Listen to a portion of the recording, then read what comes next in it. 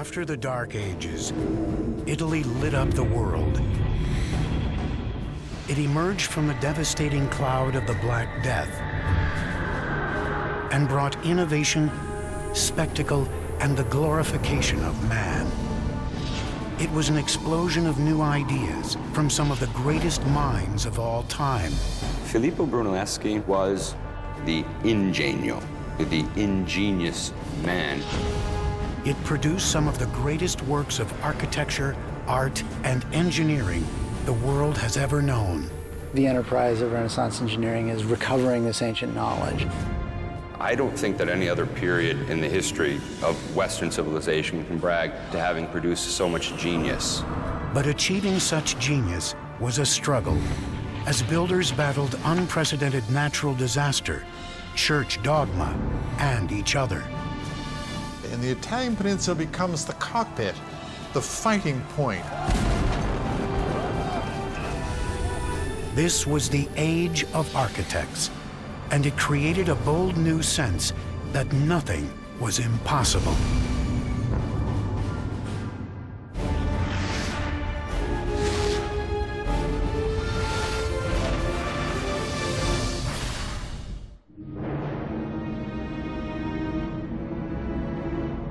(476 AD), the great Roman Empire has collapsed, ending its period of domination. The emperors who ruled and shaped the region have been dissolved, and Western Europe has become fractured. For centuries, Europe is dominated by a line of German kings who called their domain the Holy Roman Empire. But by the 12th century, a loose collection of Italian republics is taking shape. Together, they aim to recover the past glory of Rome. They would revitalize Europe and engineer the blueprint for the modern Western world. Hi, I'm Peter Weller. And in 2001, I came here to the city of Florence to finish a master's degree in Italian Renaissance art history at Syracuse University in Florence. The Italian Renaissance is as overwhelmingly mind-blowing as it is beautiful. It is the most impacting epoch of the last millennium. It is the age of invention with Da Vinci and Copernicus and Gutenberg, but it is also the age of the cult of personality. It is the time when that unknown artisan or craftsman will become the artist. It is the time when that nameless builder will become the architect. In the 12th and 13th centuries, Italy is really beginning this sort of rebirth. Because what's happening is that stability has been reinstituted onto the peninsula, mainly through the Holy Roman Empire, through the system that we call feudalism. The city is reborn. Within these newly liberated Italian cities, a new kind of leader emerged. The rulers of the Italian city-states are the merchants. They're not the traditional aristocracy. They're not the traditional nobles. And this produces this extraordinarily vibrant urban life in the 13th century. Families like the Medici went from running banks and businesses to running cities. Wealth bought power, and power could buy art and architecture. These once small towns soon began to build on a massive scale, always with an eye at outdoing their neighbors and maintaining independence.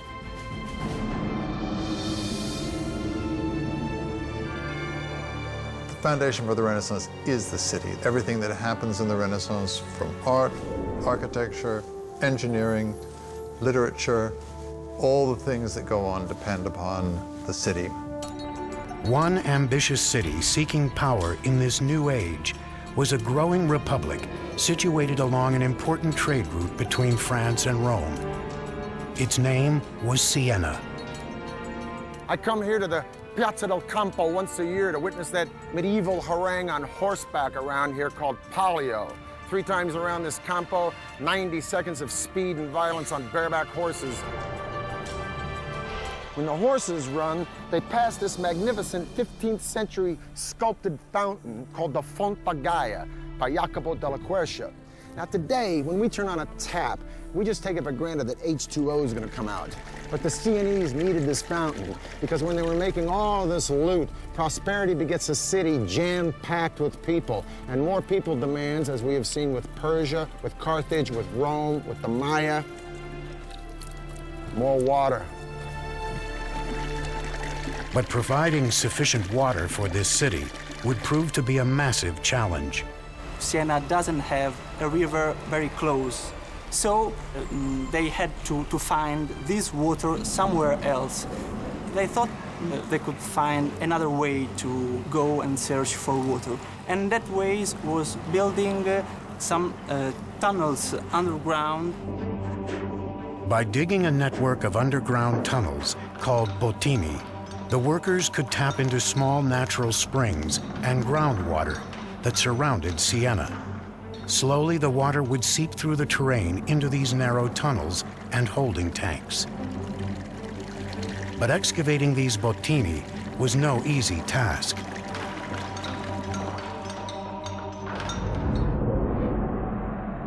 Workers used shovels, picks, and chisels to chip away at the calcite deposits in the tunnel, working in dark, dusty conditions, often no more than a few feet high.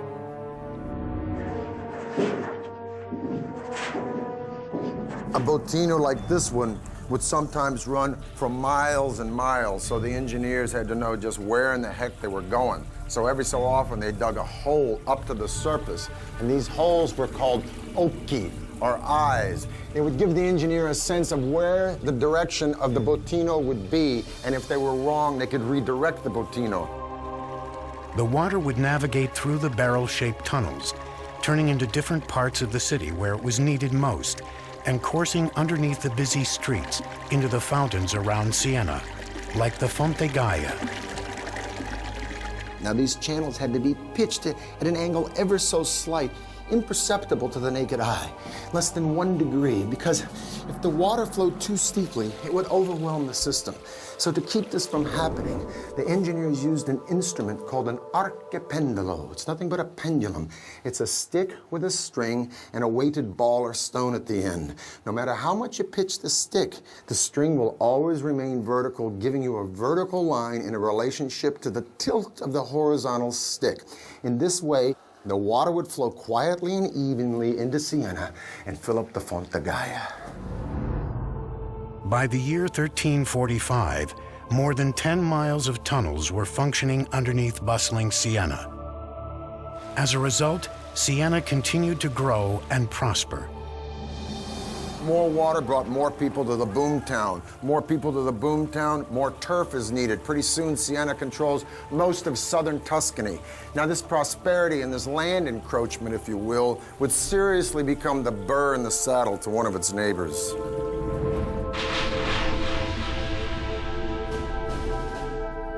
Florence and Siena are the two dominant republics in Tuscany.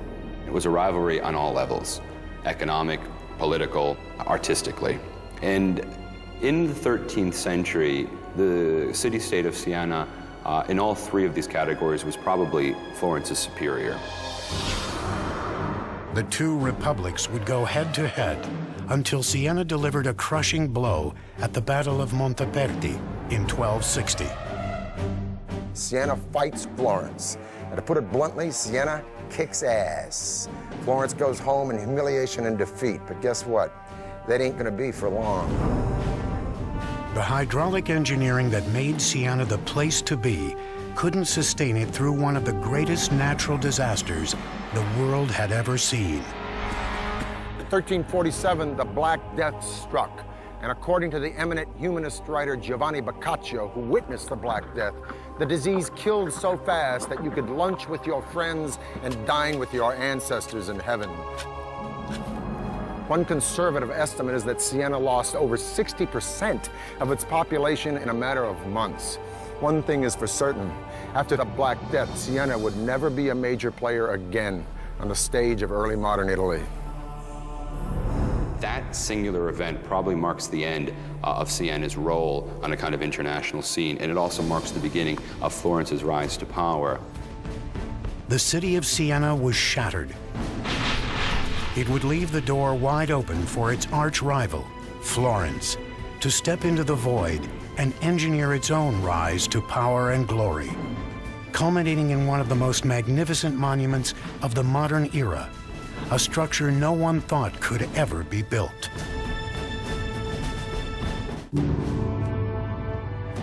In the 13th and 14th centuries, cities are the power centers of Italy. But Florence is in a class by itself. The ruling elite is thriving, with money to burn. Man and his unlimited potential are taking center stage. It's a revolutionary idea called humanism. Humanism, quite simply, is an interest in the ancient world. In Italy, all you had to do was look around at the ancient ruins and understand how great man had been in the ancient world. It was all there. If we could imitate that building, if we could take the principles of that building and apply it to our buildings, then we'd have something really remarkable. But when the Black Death struck Europe in 1347, Florence was not immune. Practically half the city's population was wiped out. It would take the region more than half a century to recover. But it would be a recovery like no other the world had ever seen. It was called the Renaissance, which means literally rebirth or revival. Throughout Tuscany, an elite patron class of super-rich families would wield their private fortunes to commission magnificent projects to work for the people. There is an appetite among those who survive to enjoy life, to do other things, to understand or to sense that the life is to be exploited in some way for those who are alive. The Medicis of Florence, one of the wealthiest families in Italy, would lead the way in regaining the glory that had been Rome, restoring it in Florence and transforming the city into the new Athens. The structure of patronage has changed. Patrons are using artists and architects to celebrate themselves. The centerpiece of this effort would be the cathedral in the heart of Florence. They've never seen a structure that looks like the one they want to build. Right? That's a matter of ambition, of idea.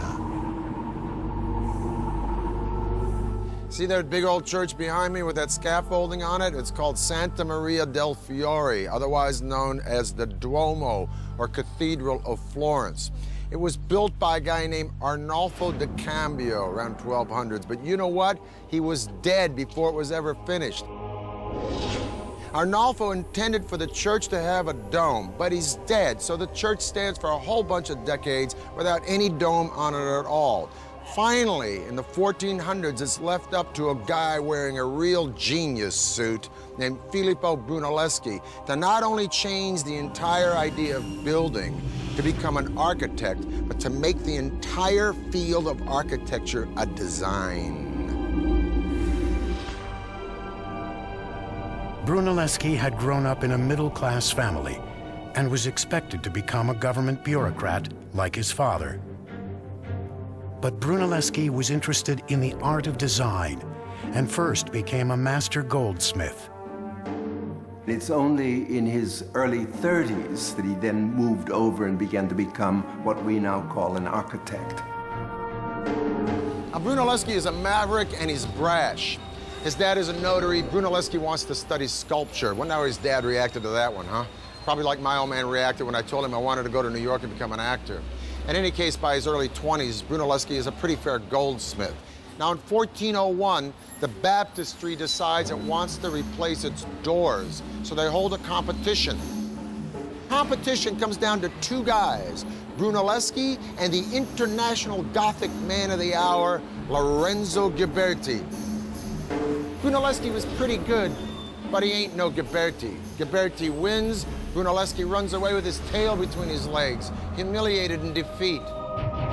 He loses the competition to Ghiberti in 1401. And it sets up the kind of perfect opportunity for him to leave the city of Florence, then go to Rome and study the secrets of the ancients. Brunelleschi may have spent nearly 2 decades studying in Rome, examining the most important structures of great Roman engineering. Renaissance Italians are fascinated with the way Romans did everything, the way things were done in ancient Rome, and building is no exception. A big part of the enterprise of Renaissance engineering is recovering this ancient knowledge. One structure in particular may have had a lasting impression on the young Brunelleschi: the Pantheon. Had the Romans found a way to build it without complex wooden scaffolding supporting it?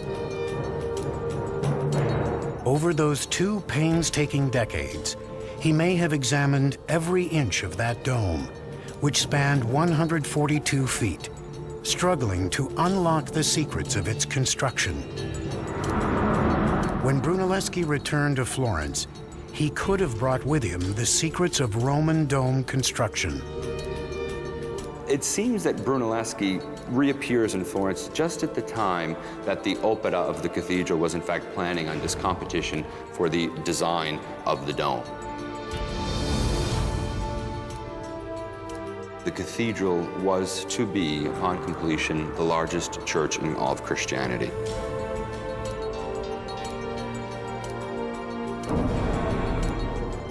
It would be one of the greatest construction challenges Italy had ever seen. They were building it large to sort of show the world exactly how important this city was on all levels. The problem is that they were setting themselves up for a big fall. Unlike the other architects, Brunelleschi boldly proposed a method that would earn him ridicule. He designed a dome without the traditional use of flying buttresses, wooden supports, and internal scaffolding. General public opinion was that Brunelleschi had gone very simply mad.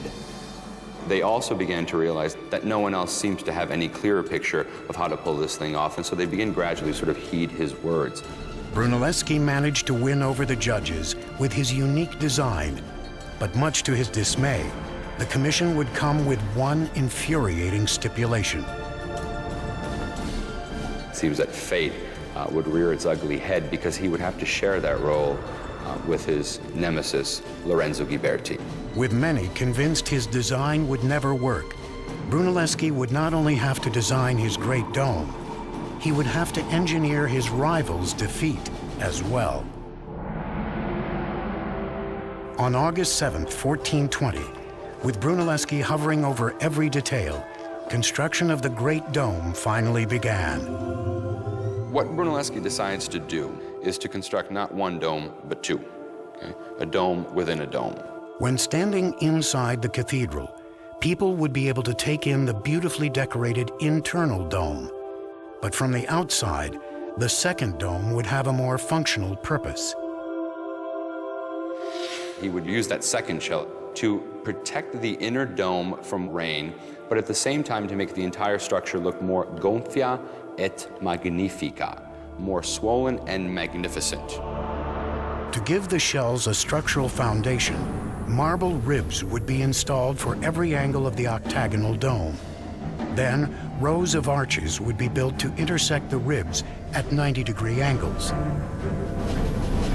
But Brunelleschi faced one enormous logistical problem: finding a way to lift several tons of material up to heights of more than 200 feet.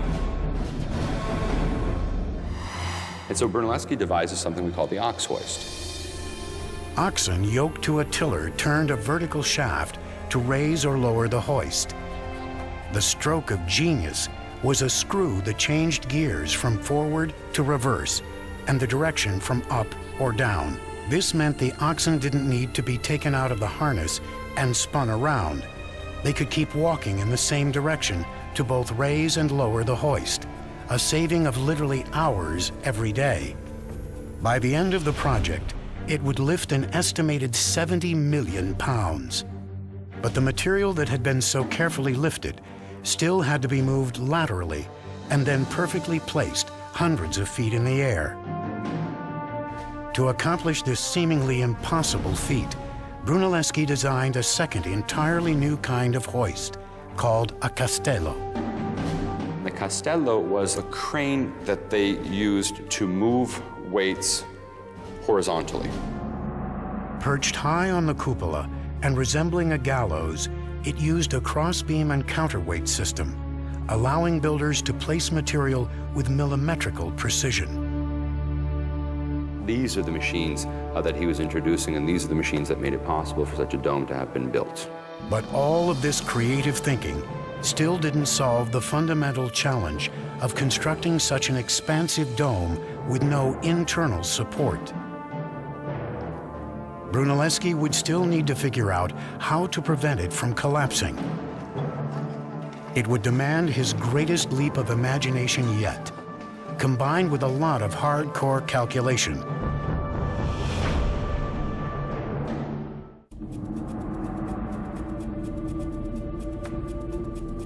1420, Florence, Italy. The visionary architect and engineer, Filippo Brunelleschi, has been commissioned to construct the most magnificent dome in the world, the cupola at Santa Maria del Fiore. But first, he will need to prevent it from crumbling to the ground without supports. Now, it's one thing to invent a clutch and a flywheel, and you got the donkey only going in one direction, saves a lot of time, and then you invent a crane, it brings the stuff up high. But the more important question is, I'm standing on top of this dome, and how did Brunelleschi keep this sucker from caving in? He would have to find a way to keep the bricks in place and support the bed joints of the masonry. The solution? An ingenious bricklaying technique that relied on careful angles, placement, and friction. Brunelleschi comes up with this invention, if you will, from Rome, which they use decoratively, but we don't know that they used it functionally, of herringbone bricks. You have a short brick here that's sort of bookended by two long bricks, and subsequently you have weight coming down, then weight coming down, and then weight coming across, and then weight coming down, and then weight coming across. The whole point of it is that a herringbone pattern will displace the weight out and down instead of just directly down where you might have a collapse of your dome. To solve the opposite problem of bricks bursting outward, Brunelleschi laid a set of chains horizontally around the octagonal circumference of the dome. They were going to construct these so-called catene, or these horizontal chains that were intended to maintain the hoop stress or the lateral thrust of the dome.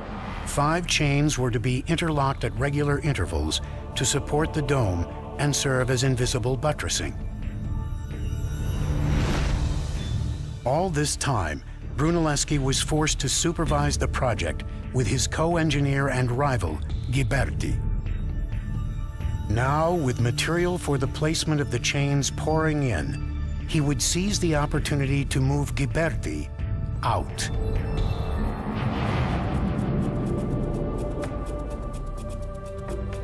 In August of 1423, Brunelleschi called in sick. Ghiberti rather reluctantly then begins the direction of the placement of these wooden chains. And as soon as Brunelleschi heard that the process had begun, he miraculously recovers, inspects the quality of Ghiberti's work, and criticizes it publicly, saying they would have to undo everything he had done. With Ghiberti sufficiently humiliated, Brunelleschi was declared the head of the project for life. On August 30th, 1436, after 16 years of construction, the largest masonry dome in the world was completed. But Brunelleschi's career was far from over. Even before the completion of the Duomo, he had been experimenting with perspective and mathematical proportions.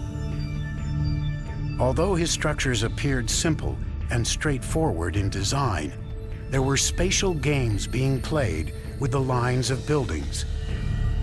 And one of Brunelleschi's greatest innovations was a concept that is still a cornerstone of engineering today: single-point perspective.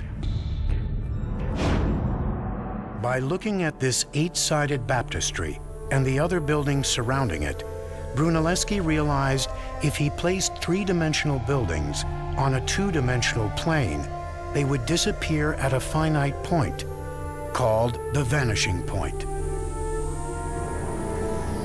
This idea that the apparent size of an object would decrease with increasing distance from the eye would transform the entire landscape for artists and architects around the world, allowing the concept of the blueprint to emerge.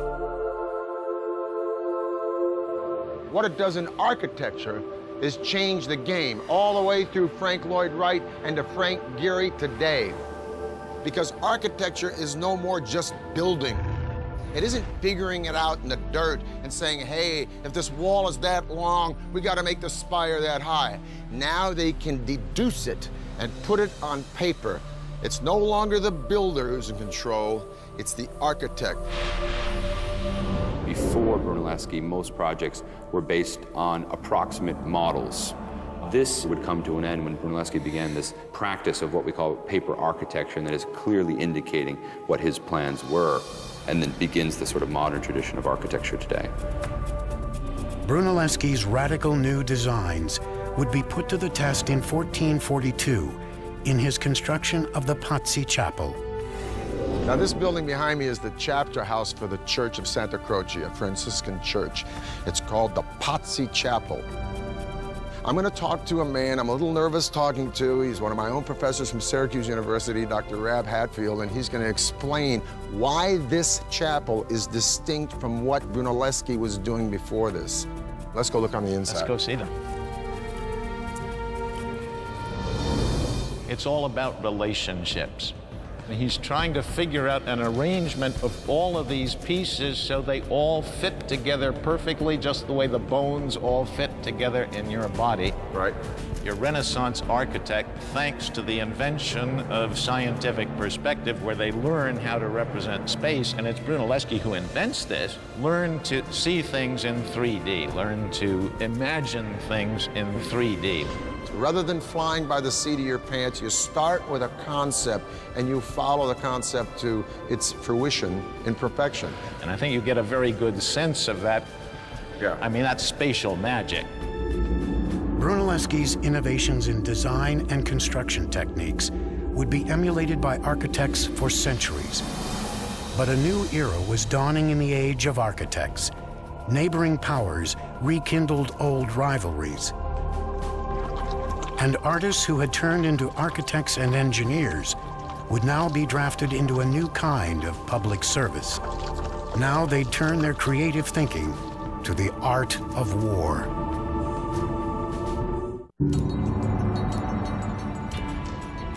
(1459).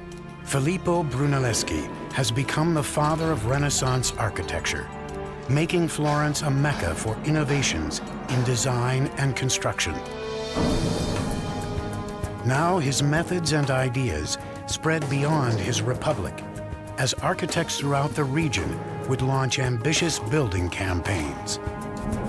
Filippo Brunelleschi transforms all of architectural design by using Roman elements like this column and pilasters and numerical proportions, integrating them into an elegant and beautiful whole that is never overwhelmed by one of the parts. But he doesn't write it down. It's up to a young guy, the next generation, Leon Battista Alberti. This guy did everything. He wrote about architecture, archaeology, political science, religion, even wrote about horseback riding. He's a pretty good designer and architect himself. Now, everyone starts to read about Alberti, including a very powerful guy at the moment, Aeneas Silvius Piccolomini. I love that name, Aeneas Silvius. So for all you guys out there like me having a little bit of a heart attack because your wife just said, honey, let's redecorate, get a load of this. Pius reads Alberti and says, you know, I'd like to do that little Roman thing for the place where I was born. What, the house? No, the whole town. Aeneas Silvius Piccolomini became Pope Pius II in 1458. By 1459, he had turned his attention to his hometown of Corsignano and commissioned a first attempt at constructing an ideal city.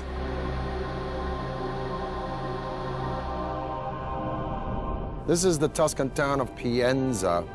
And this is my friend and a guy who taught me, Rocky Ruggiero from Syracuse University. I want to ask you first, is this the first real Renaissance town that's planned as such? To come to this backwater town where population is a couple of 100 people, it kind of gives Pius free rein. So what he does is to create this rather imposing cathedral. And it's that first impression that you get. And then around this particular structure, he will organize all of the other various archetypes. If this piazza is so perfectly planned with its perfect bishop's palace and its cathedral, why are these streets always crooked? I come up here, I don't know where I'm going. This is actually done intentionally. One thing they didn't want to do was to let people know how small it was. And so they intentionally keep these streets from forming a direct axis so that you always have a corner that's sort of obstructing your view, and it makes it seem much larger than it actually is. By the time the transformation was complete in 1464, more than 40 buildings had been constructed or refurbished. Each on its own was an important expression of revolutionary ideals. But it was the town as a whole that represented everything the age stood for. And yet the harmonious feeling in Pienza would not last long. The radical new ideals that glorified man and human potential were being challenged.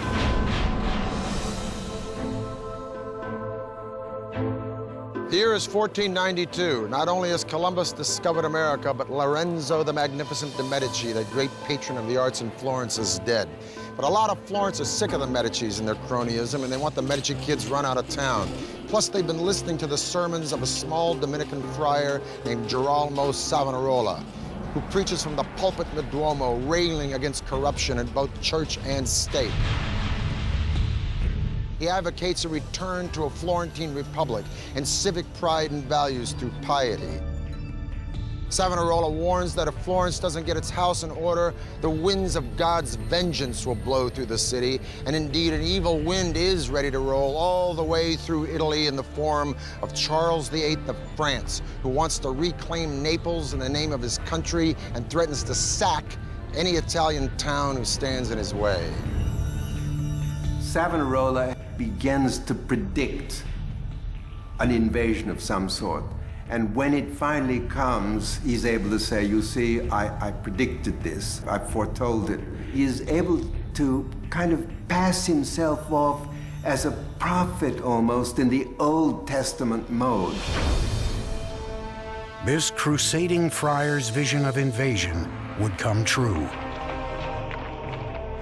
In 1494, Charles VIII, King of France, stood poised on the Tuscan border, ready to march through Italy with his army. Still made up of smaller republics that were feuding among themselves, Italy was ripe for takeover.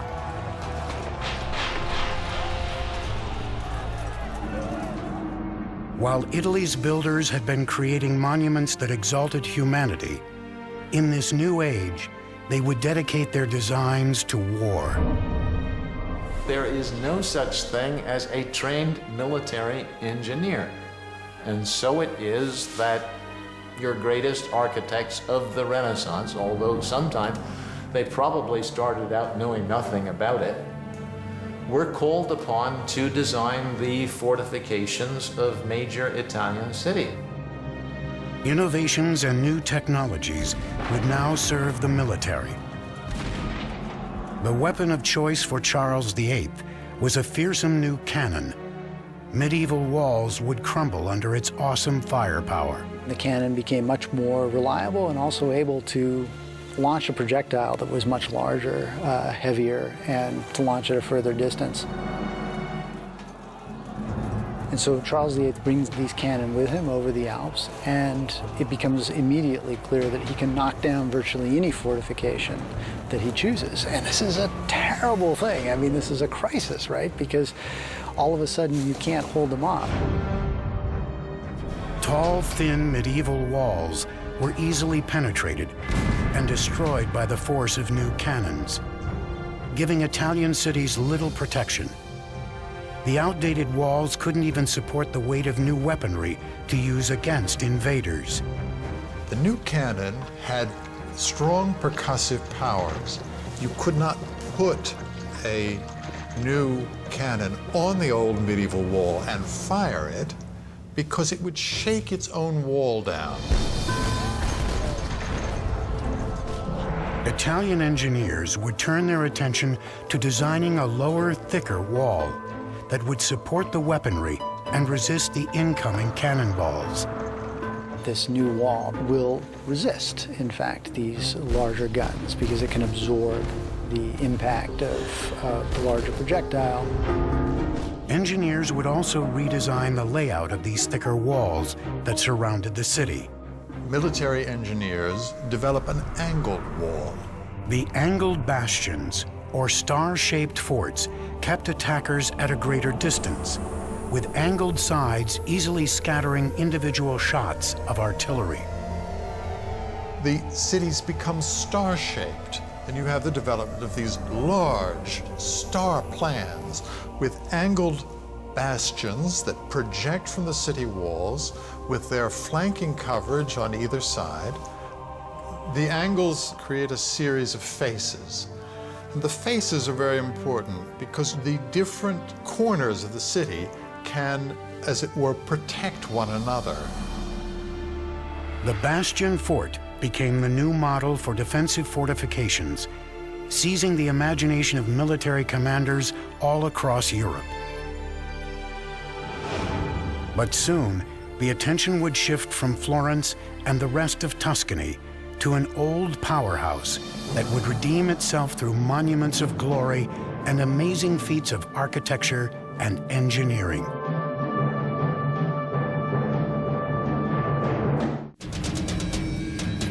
'15th century Italy. Florence has become the center for the Renaissance, bringing new ideas about architecture, art, and engineering to the region. But Florence would soon cede the limelight back to a former powerhouse, now on the rise again.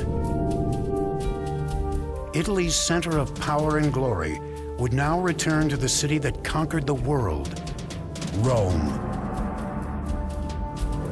In the early 1300s, there's a big beef in Rome about who exactly is pope. So the rightful pope supposedly goes off to France. And for the next several decades, the papacy lives in France. Now, by the 1370s, when the popes come back to Rome, Rome is a ghost town. And for the next 100 years or so, all the way through the Renaissance, each pope is successively trying to rebuild Rome. Now, in the 1490s, when the Medici are booted out of Florence, Florence becomes a republic, yeah, but they're broke. And so all these famous cats like Da Vinci, Raphael, and Michelangelo, they split Florence because Florence is no longer happening. If you're a player, the place you want to be is Rome. Rome had been nothing in the 14th century because the popes had moved out. But they come back in the early 15th century, and from that point on, they began gradually to reorganize the papal state. One pope in particular would usher in an unprecedented wave of revitalization and engineering. His name was Sixtus V. Sixtus and the popes who come after him feel the need to turn Rome into an important and impressive capital city, the capital of Christendom. Sixtus V sort of took it upon himself to re-urbanize the city. If Rome was going to be the home of the Catholic Church again, the city needed an extreme makeover. But re-engineering Rome would be an epic task. First, Sixtus was determined to clean up its mean streets. The city was teeming with criminals. Sixtus simply had all the vandals rounded up and killed. The next step was restoring the aqueducts, one of the greatest symbols of Roman engineering. When the water returned, the population boomed, and the city flourished. Roads were paved, streets widened, and the city exploded with new construction. But Sixtus wasn't done. He had a master plan for the city, a framework for organizing future development through the placement of monuments of glory. one of his particular practices was, in fact, to use the ancient Egyptian obelisks that had been brought to the city by the ancient Romans. These were military trophies that the Romans had brought back in ancient times and had erected throughout the city. We know today that there are more Egyptian obelisks in Rome than in Egypt itself. And how Sixtus used these obelisks was to, in fact, place them as urban exclamation points.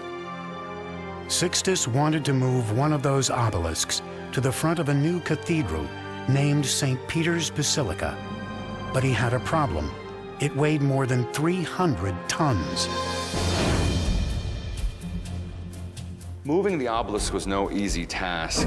Sixtus would award the challenge to architect and engineer Domenico Fontana. Fontana's plan seemed simple enough, but the execution proved nearly impossible. To protect the stone, he encased the 660,000-pound obelisk in a colossal wooden tower. Iron bars were attached along the edge. The wooden tower had columns extending nearly 100 feet in the air, with ropes pulled through the eyes of the iron bars so the obelisk could be winched up by windlasses. The plan was to use a crew of more than 900 men to execute the move. Using 40 windlasses, the obelisk was raised off the ground and lowered onto a platform of log rollers for the relocation to its new site. On April 30th, 1586, under the watchful eye of Pope Sixtus, the crew began the incredible engineering feat of moving the obelisk. When the men were hoisting it up, they were under command to remain silent throughout the whole process, under pain of death, if one of them, in fact, broke the silence. Finally, 17 days after they began moving, the obelisk reached its new location, in front of St. Peter's Basilica, where it stands today. Word of Rome's extraordinary revitalization spread throughout Europe. The capital of the ancient world had finally returned to center stage. And the age of architects that had begun in Florence had now transformed Rome and the rest of Europe. Artists of all sorts could create such beauty, such wondrous works of art on the scale of St. Peter's Basilica, like the obelisks that were erected throughout the city of Rome, like the dome of the cathedral in the city of Florence. It gave the human significance again, and it gave us a bit of an attitude as well, that we are, again, the center of all things. And many people think it is with the Renaissance that modern culture actually begins.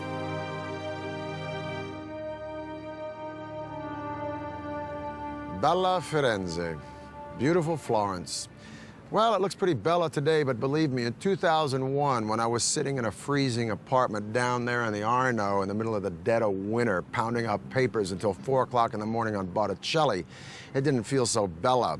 Matter of fact, I was just about an inch from getting the bella out of here, going back to my day gig in LA.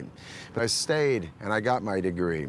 And I keep coming back here to Florence and Siena, I don't know, to be of service, to teach a field trip or two, perhaps to sit in on a lecture by one of these brilliant professors who lives here and runs around Tuscany trying to explain how the miracles of the artists and architects of Italy in this period did so much to pull us out of that dark age and illuminate the daylight of our modern world. For the History Channel, I'm Peter Weller.